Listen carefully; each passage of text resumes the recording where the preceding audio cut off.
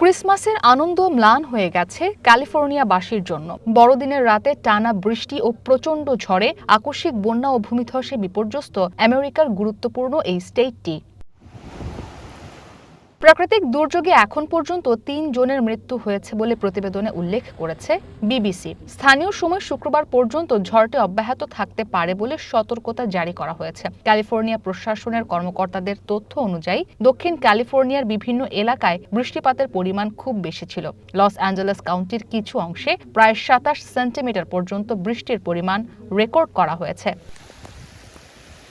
ভারী বৃষ্টির কারণে বহু এলাকা প্লাবিত হওয়ার পাশাপাশি গুরুত্বপূর্ণ সড়ক বন্ধ হয়ে যায়। বাড়তে থাকা পানিতে আটকে পড়ে বহু যানবাহন। এ সময় যাত্রীদের উদ্ধারে জরুরি পরিষেবা অভিযান চালানো হয়। পরে নিরাপত্তা বিবেচনায় বাসিন্দাদের নিরাপদ আশ্রয়ে যেতে নির্দেশনা দেওয়া হয়েছে। পরিস্থিতির অবনতি হলে লস অ্যাঞ্জেলেস সহ দক্ষিণ ক্যালিফোর্নিয়ার কয়েকটি কাউন্টিতে জরুরি অবস্থা ঘোষণা করেন গভর্নর গ্যাভিন নিউসাম।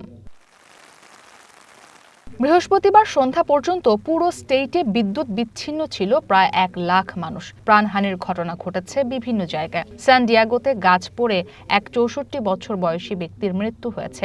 রেডিং শহরে বন্যার পানিতে গাড়ির ভেতর আটকে থাকা অবস্থায় উদ্ধারকালে মারা যান একজন। এছাড়া মেনডোসিনো কাউন্টির ম্যাককেরিচার স্টেট পার্কে বড় ঢেউয়ের ধাক্কায় সাগরে ভেসে গেছেন এক বৃদ্ধা। আমেরিকার ওয়েদার প্রেডিকশন সেন্টার জানায়, সামনে আরও আকস্মিক বন্যার আশঙ্কা রয়েছে।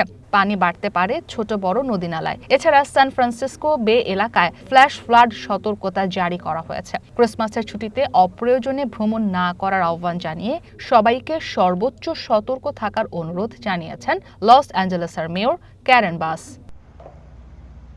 ইসরাত মুক্তি, ওয়ান ইন্টারন্যাশনাল ডেস্ক।